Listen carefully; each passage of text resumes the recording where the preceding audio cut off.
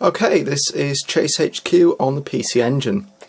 So this is a new console that I've recently bought, and the one I've got is a Core Graphics 1. Well, it just calls itself Core Graphics, but 1 and 2 are the same. And this is one of the games that I've really wanted to really play in the home. And go left. Helps if I pay attention. But Chase H.Q has been a game that I've loved over the years, and I've played it in the arcades whenever I've got the opportunity, but the home version's never quite cut it really for me. I've played the Amiga version quite a few times, but it just doesn't quite feel right. And I've played the Saturn version on import, but it's really hard to get hold of. I played it a little bit at the replay convention, and that was really good, but I thought, I wonder if there's another home version that's good. So I've read about this one, and I've heard mixed reviews because it's not, you could probably tell by the video, it's not quite arcade perfect, and it handles a bit different too. But it's a lot, at least to me, it's a lot better than the Amiga version. I mean, the sprites are really big, and it just shows how much of a really capable machine the PC Engine is, because the road effect is pretty good. It's as good as anything you'd see on the Mega Drive, and Chase H.Q. 2 on the Mega Drive, which isn't SCI, which is a different game.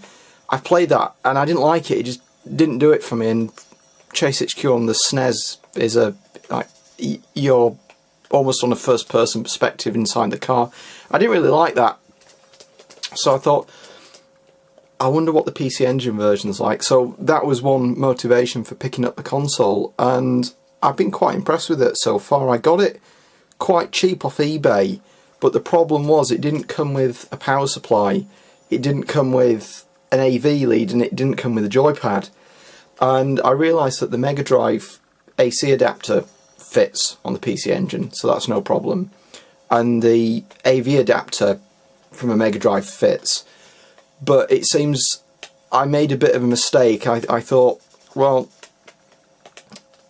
I knew that if you used a mono adapter from a Mega Drive, it would work because the stereo pins are slightly different. But what I didn't realise was that not only do you get half the sound, because it doesn't multiplex it in any way, it's really quiet for some reason. I don't think it's a fault on the machine, but you're only getting one channel, and it seems to be that the left channel is really quiet on the games and the right channel is slightly noisier. I think you've really got to have both plugged in to get the sound properly, so you might not be able to hear it on this video, but there are the odd bleeps here and there from the left channel. So the other thing I had to do was it didn't come with a joypad. Oh, that's me not paying attention. I should have put it in high gear. Let's have another go. It didn't come with a joypad, so I bought a TurboGrafx one and then realised that I had to wire it up, so I got two DIN connectors from Maplin and did a wiring job myself, and it's not very good, but it works, so I'm not complaining. But yeah, back to the game. I'm quite impressed with this. I got this along with SCI, and I think SCI, it came out a year or two later, and it's a little bit more refined. Graphically, it's not that different, but the road effect seems a little bit smoother, and I think the control system's a little bit better, so I'll do that next. But in general, I've been quite pleased with the machine. Yeah, this really shouldn't be titled, the video should be, you know, Dave plays Chase HQ on his PC Engine Core Graphics. Yeah, I think I need more practice on this. I don't remember this level being the same in the arcade.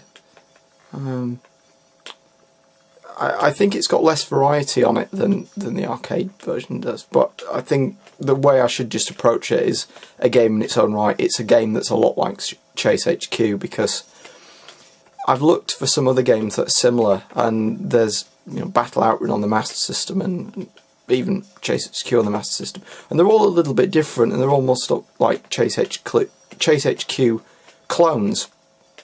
So I think that's the way I'm going to view this, is not a port of Chase H.Q, but just a game that's a lot like the original, but not a perfect arcade conversion, which I suppose was fairly typical for 8 and 16-bit computers and consoles in the late 80s. They weren't exactly the same, and I think if you take Turbo Outrun as a good example, it's nothing like the arcade game. I can just hear the music. I think that's what's doing it for me. I like the music on Chase H.Q, and if I can hear that, then I'm happy. It doesn't matter how it plays. But I think with the PC Engine, it's something that I've wanted for a while, and I know it's seen as very much a collector's thing, that yeah, you can emulate it, but it's something that, because it's Japanese and, well, particularly for the PC Engine rather than the TurboGrafx, it's nice to have something which isn't from your own territory, if that makes sense. So I think the first time I actually played on one of these was at Replay again, and I saw a shoot-'em-up game and it looked really good. I didn't know what it was, and it looked like an early Mega Drive one. Did I get him? Yeah, you're under arrest for downloading Amiga ROMs. You terrible bastard. Right, okay, so this is the third stage. Yeah, so just to continue the waffle, you know what to expect by now. I saw this game and it was Gunhead, and I noticed it was being played on a PC Engine, and actually it might have even been in TurboGrafx. Yeah, I think it was, because it was dark grey, so it would have been.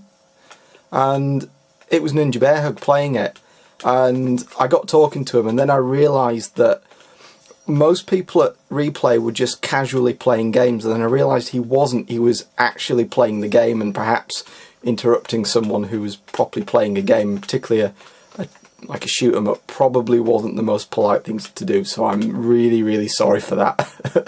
But we got talking after, and I was asking him a little bit about the PC Engine and the TurboGrafx, and really what the difference was, and it seemed to be that they were, internally the same, apart from the cosmetic differences, but the games were not compatible with each other because of the differences in the pins.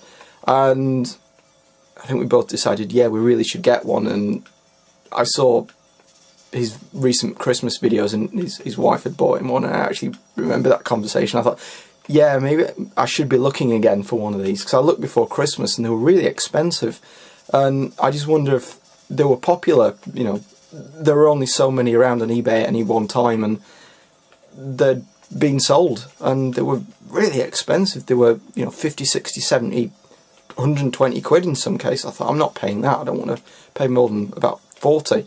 And I just saw this one going, and there were two. There was one with cables and there was one without, and I thought, I bet everyone's going to go for the one with cables, and they did, because this one sold first and I got a really good deal. And then I realised the controller doesn't fit, and I couldn't get a Japanese controller, so I had to do this dodgy soldering to get the American controller to work. But, hey ho, it works. Right, I think I'll leave it there. I'm just looking at the camera. This is about 15 minutes, so I don't think I'm going to be able to get this guy in time. Actually, where is he?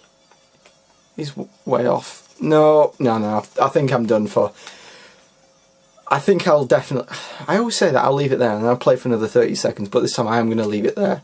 So I think my recommendation is, if you want a good version of Chase H.Q for the home console and you don't have a Saturn with it, or if you do and you can't get hold of it, this is probably the next best thing. It's, at least in my opinion, it looks a lot better than the Amiga version does, and I think it plays better than the Amiga version.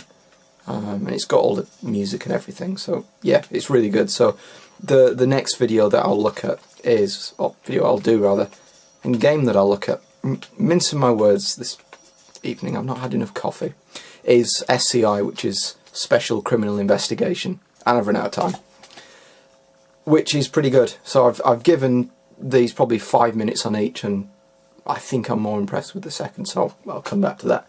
So if you're still here, thank you for watching.